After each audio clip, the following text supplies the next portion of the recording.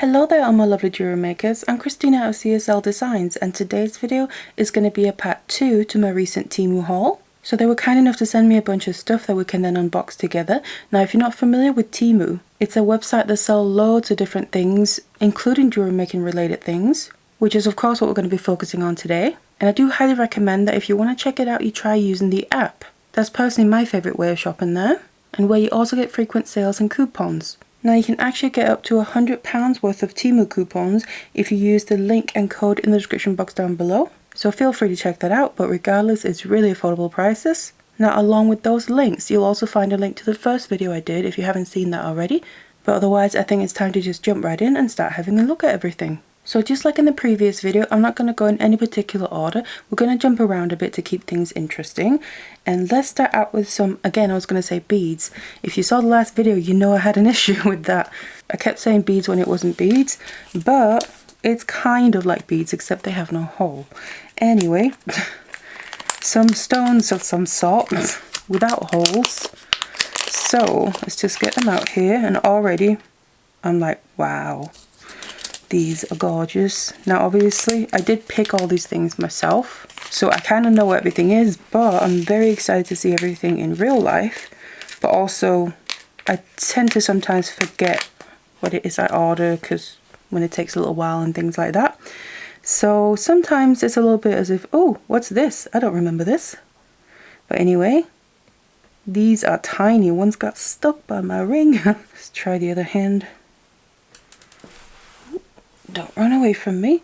So just from a distance they can see the absolute sparkle and beautiful colours and sparkle from them, even though they are so tiny. Let's get a little bit closer. I think we need to see these up close. Now these are obviously not something you can kind of just use most jewelry making techniques with, like wire work or macrame or kumihimo, because they are so tiny.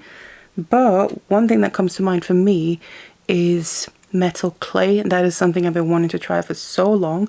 Still would love to try that. So you basically have clay that when you fire that it turns into metal. Stones like these would be perfect to use for that, so you can really set them nicely, whether it's in a ring or something else, and you have these tiny little stones that have lovely colour to them. It's a lovely array of colours and they all go so well together, but they also have sparkle because they're faceted at the same time. And then we have that bigger one here, which is a square one, so it's kind of flat on one side except for some facets, and on the other side you have a point, so you can see there's a point, and that is mostly the back is what it would be used for. And then often you would then have a setting come up, maybe prongs or something like that, and grab onto the stone to secure it in place. So for instance, let me just put these little ones down securely. Don't want to lose any of them because they are absolutely gorgeous. For instance, if you were to set it into a ring, first of all, it would be perfect for that because the size is just perfect. You can both set it like this, so it's kind of more of a diamond shape, or you can set it to obviously be square. Either would be absolutely beautiful. And then because of that back, it just kind of protrudes a bit, so it doesn't sit right straight flat down to your finger. It sits up a bit, which also usually then adds more light with the facets and the clarity of your stones as well, and just is really beautiful. So that would be lovely to set into a ring. And these are just beautiful as they are as well. And like I said, I think they'd be perfect for metal clay, so hopefully it's something I get to try in the future. But anyway, they are very beautiful. Very pleased with them. See if we can securely put them back where they came from. So after those beautiful beads, again I'm gonna say beads, I don't know what the heck is wrong with me. Anyway, so after those beauties, I have some chain. Now I have worked with rhinestone chain before, but it's been a very long time, and it's only been a few times really. So I kind of thought maybe it was about time to do that again, because I do love rhinestone chain. I love anything that sparkles, in case you hadn't noticed. But I got a few different ones, so let's just get them out first. We can have a little bit of a better look. So this is basically like a clear AB, I would say, and comes on a roll, so you get a decent amount. And again, let's get a little bit closer. Just the sparkle, always the sparkle for me. Really beautiful. This just reminds me of a disco ball, to be honest. That's the feel I'm getting from that. So I think the setting, so the chain part is silver, and then you get what seems to be AB basically, completely covered AB on the rhinestone part. Very beautiful. This is going to add a lovely sparkle to whatever you use it for, and because it's those colors basically, it will go with literally anything. So that's the first one.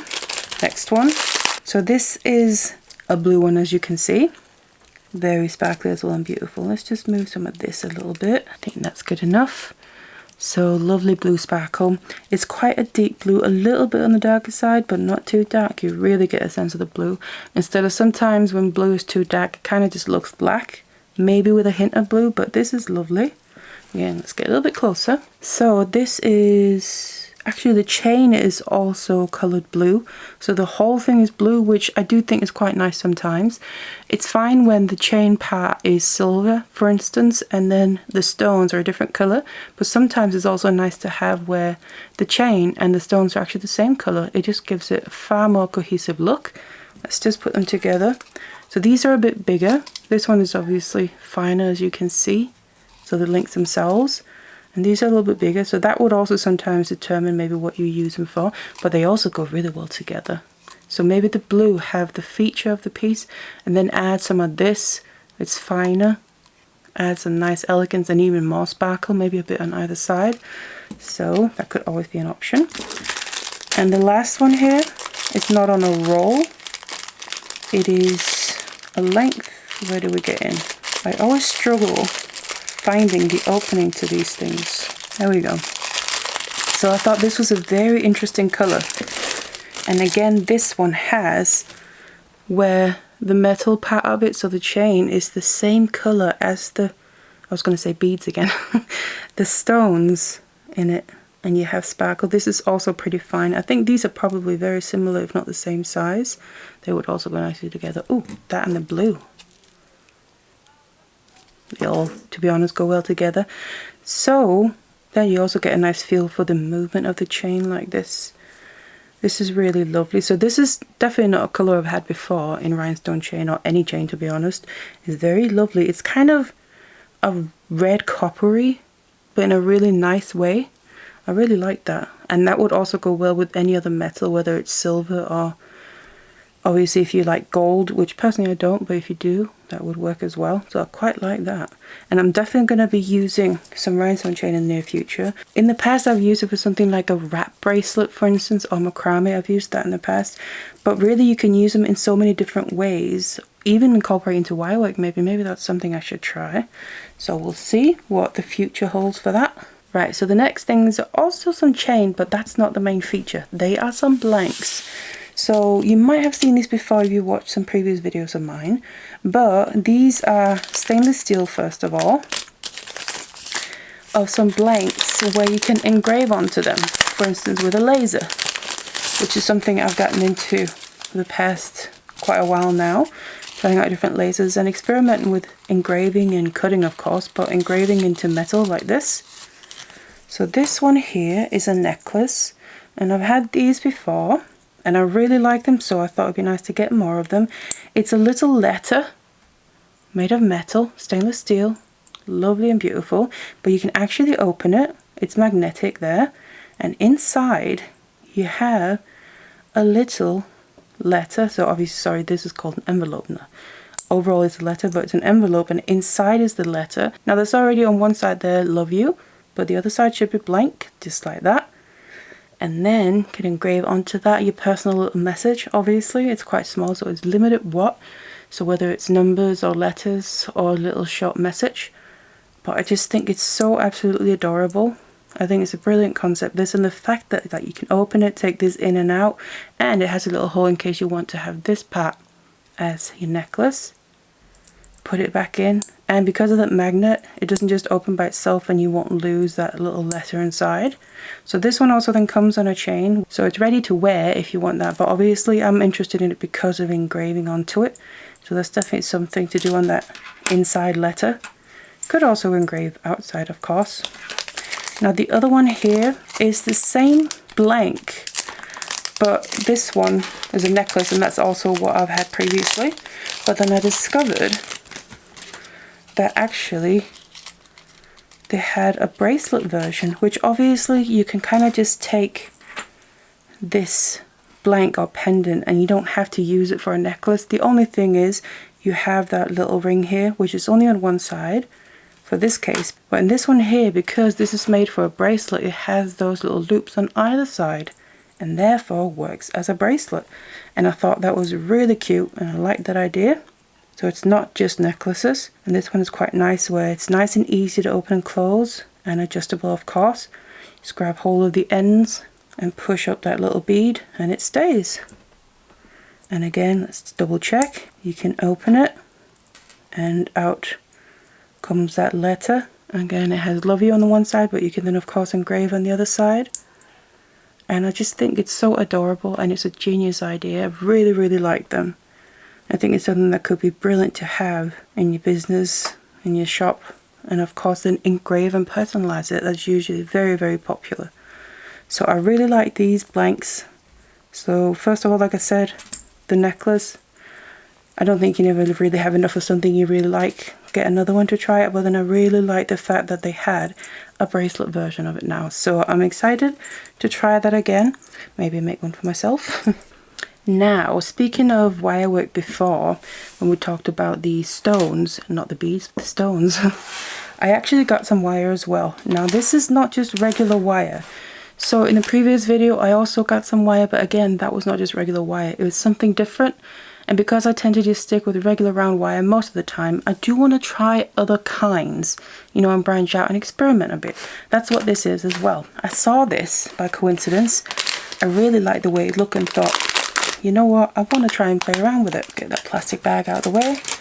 So it's a reel or roll here of really thick wire. I think it's somewhere between 1 and 2 mil, but it's actually textured, and that's what really drew me to it. So basically just incorporate this. Obviously I wouldn't use this most of the time like I use my regular wire. This wire would be a feature in whatever piece to actually be able to showcase that texture on it. So I wouldn't be wrapping really much around this, maybe to attach it and stuff, but not to cover this up too much, because the whole point is this texture really adds something to the piece. I think it kind of almost looks like a row of beads, and it just adds a lovely texture and sparkle to whatever piece you would add it to. So I was just really intrigued by this and thought I need to try and get it and see about trying to incorporate it into some designs. And this is also, it's really quite thick, but I'm pretty sure it's aluminium or something like that, so it's fairly soft to work with. Shouldn't be too tough to kind of shape, possibly, if that's what you want to do. But at the same time, it's also fairly strong and holds its shape pretty well, especially say if you were to pair it with other wires, like I probably would do. But it's fairly easy to work with, but at the same time fairly strong. So I'm pretty intrigued by this even more now, seeing it in real life. It's definitely very interesting how that texture just does something to your eye. It just almost tricks your eye a little bit. To me, it just looks like a row of tiny beads. And it's very interesting. And how the light catches so differently in all those facets or the texture. It's almost like it's moving all the time. So I'm very excited to try this out. Now moving on, we're going back to talking about lasering. So a while ago, need scissors for this as well, I discovered some little trays and things like that in different shapes that I really like the look of, in different colours as well. And I got a few of them, but then afterwards I discovered some other shapes and colours for that matter. So I thought I really like those because I've liked the idea, I've mentioned this in the previous video as well, of having these little trays, say around the house, whether it's by a sink, your dishes, to take off your rings mainly as you're doing dishes, or in the shower maybe, by your bed, because I would never wear jewellery for any of those things. I know some people do, but personally I don't, so it'd be handy to have a bunch of these trays around the house, always sitting in the same place, so you can easily take your ring off, do the dishes or take a shower, and then when you get out, put it back on. And then you also keep your jewellery nice and safe. But my thought is then what would be even nicer is if you engrave onto these trays. So whether there's a personal little message or something motivational, which personally I really tend to lean towards that. Motivational message, maybe something like "you're beautiful," and then whenever you kind of put your jewellery down, pick it back up, you see that, and it just maybe puts a smile on your face and reminds you that we're all important and we're all worth it and things like that. So this one is a rainbow one. So the stainless steel again. So it should work well with being engraved with lasers. This one is a lovely, lovely rose gold. That looks beautiful. I love this kind of color, coppery rose gold. It's absolutely gorgeous. And it's so kind of mirror, and it's so shiny in a way. I don't even think it's coming across properly on camera, how kind of shiny and reflective it is.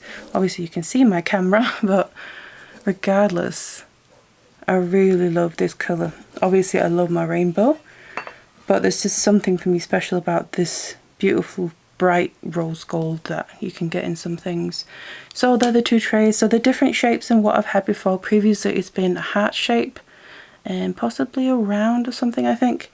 So these are like kind of rounded obviously on the ends, but then they're long, so basically a bit of an elongated oval. And I just thought that was a bit different. You can then maybe fit a few more things or use it with something else. Maybe you could put some candles on there or something, whatever you fancy. I just kind of thought I wanted to try that. And like I said, I like the idea of having trays around the house for jewelry purposes or other purposes, and then engraving some nice messages into them. So that is what they're meant for, and you'll probably see them in a future video. So next we have some little envelopes here. So I think I know what these are, at least some of them. I was about to say bead again, oh my goodness. I got beads on the brain. Anywho, a cabochon or a stone, whatever you want to call it.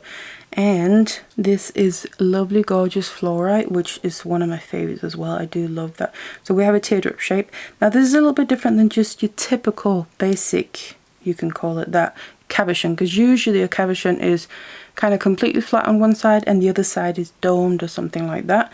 This one is kind of a bit domed on both sides, but it's quite soft and gentle, but it's also pretty thick.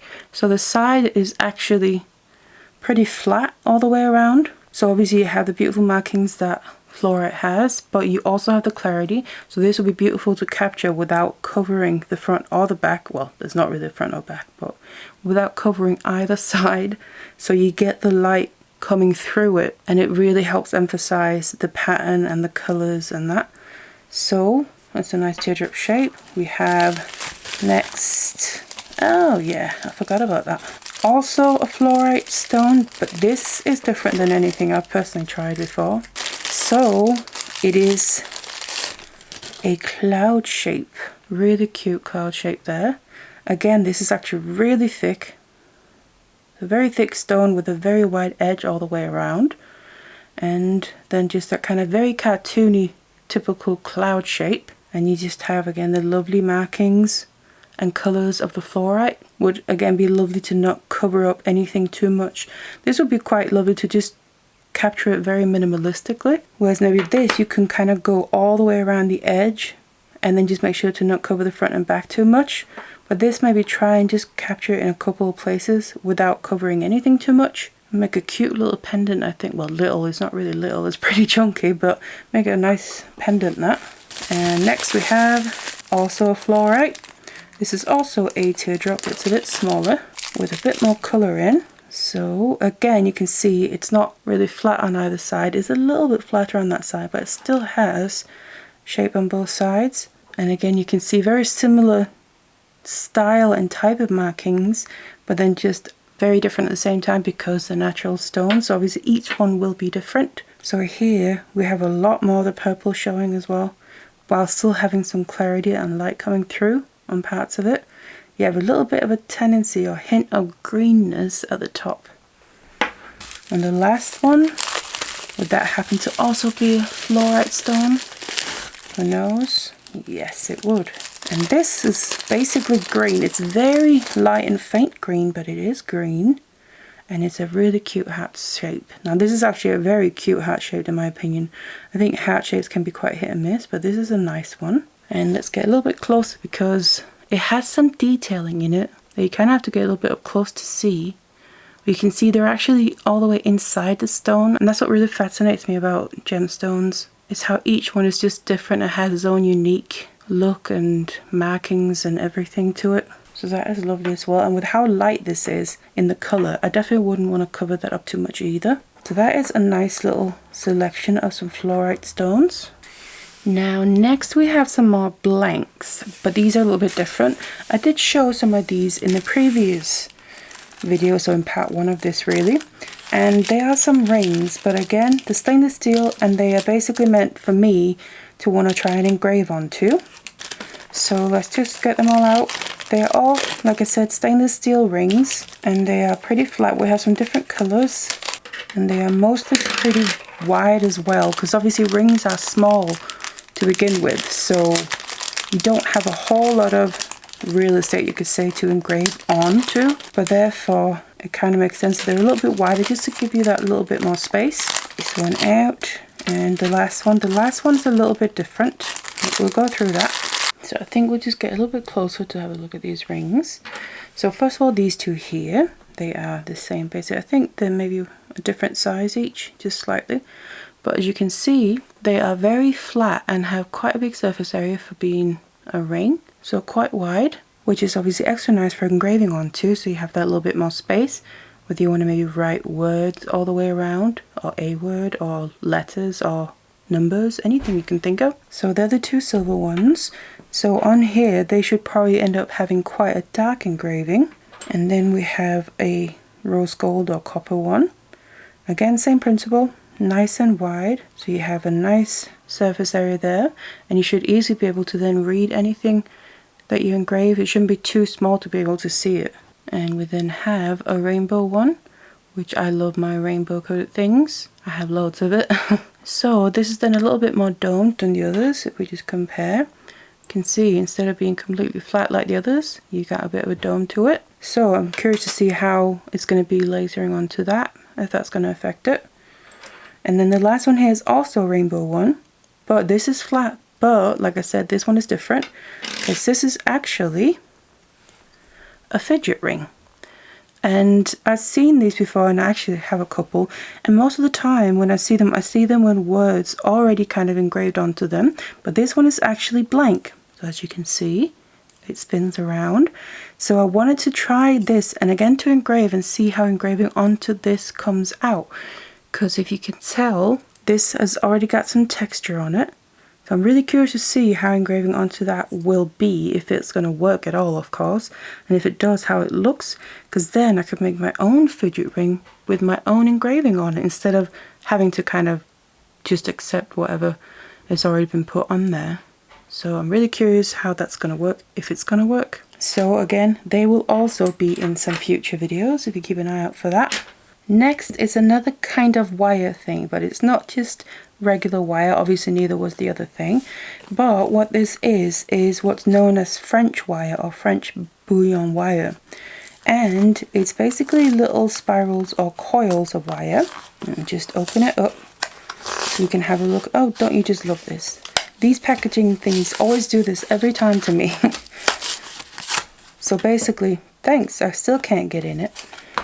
Let's get scissors out. Try and do this carefully. But anyway, it is where a fine wire basically has already been coiled on a long strip. So it's a long piece of already pre-coiled wire basically. That's really fine. And I've had an idea for a long time that I want to try and play around with this a bit. Now of course you could technically make your own, but I thought might as well get some kind of pre-made. So first of all, it's already done, you don't have to spend time, but also just to kind of get it more proper, maybe it's a bit of a different wire that they use than I actually have, and also you need a lot of it, so I don't want to not waste but use too much of the wire that I use for other things. So let's get a little bit out here and try and get it out without having too much go all over the place. We have a gold and a silver. Now personally, I'm not so much a gold person, but they came in a package like that, which is fine for obviously getting some variety. So let's try and bring it a bit closer because it is very fine. See if you can see what it looks like. So you can see, hopefully, that it's very finely coiled. Well, it's coiled fine, very fine coiled wire is what I'm trying to say. And obviously, as you can see here as well, you can pull it apart. So first of all, you do want to be a little bit careful with it, but that basically just shows you that it is a coil. It's not like a thick wire, it's a coiled, very fine wire, and it's also very springy and flexible.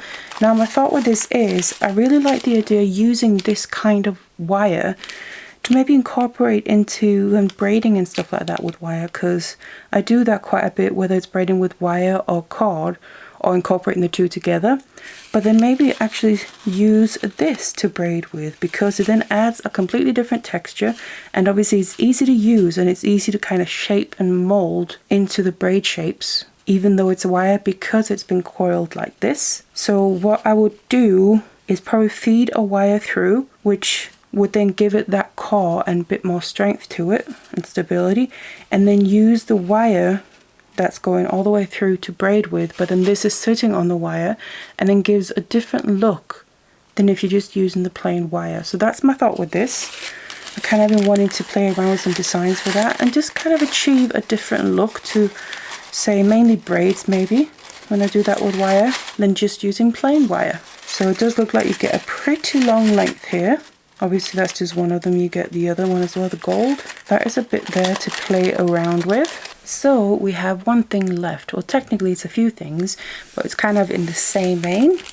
So that's a couple more blanks. And again, these were just ones I saw and I really liked. And I just like kind of trying out different blanks and experiment with different ones and figuring out what I like and maybe what works and what doesn't. So these ones, let me just get them both out, might as well. They are, in this way here, they're made into basically key rings. So obviously they've added it onto this keyring thing, but of course you can just easily take it off and use it for whatever you want to. So you could, I will probably take it off anyway when I'm doing the engraving, so obviously then engrave what you want to, and then you just attach a chain to it instead if you want to make it a necklace or something else, if you want to use it for something else. But these really nicely shaped heart blanks, I really like the shape of them, and also the holes on a point there. So that's why I thought I really wanted to try them, and they are just blank on both sides. So again, you could engrave on both sides as well. Don't have to just do it on one side and make whatever you're making, whether it's a necklace or what, double-sided. You could have two separate things. So say if you have two children or something, you could have one name on one side and one name on the other side, have it as a necklace or a key ring for that matter. And then you always have them both with you or on you when you wear it. So I really like those. And we have this one, which is the last one. So this is also a blank. This is a heart shape. And this one is a rose gold tone released from its prison. And it's, first of all, a really lovely heart shape, I think. Sometimes both heart and star shapes, and any shape for that matter, sometimes they're quite nice and sometimes they're less nice. This is definitely one of the nice ones, I think. And I like how the hole is attached as well. It's quite nice when they're in the middle like that. It's done very nicely. It can also be nice when they're kind of on one side, I think, with the hat, and it hangs and dangles at an angle like that. But this one I think is lovely. And of course already comes with a chain and a clasp and everything. So it's ready to wear if you just want it like this. But of course I've got it for the purpose of engraving onto it, just like all the other blanks. So this is definitely also something I would wear. And again, put a name or different dates on either side or something like that and make it double-sided.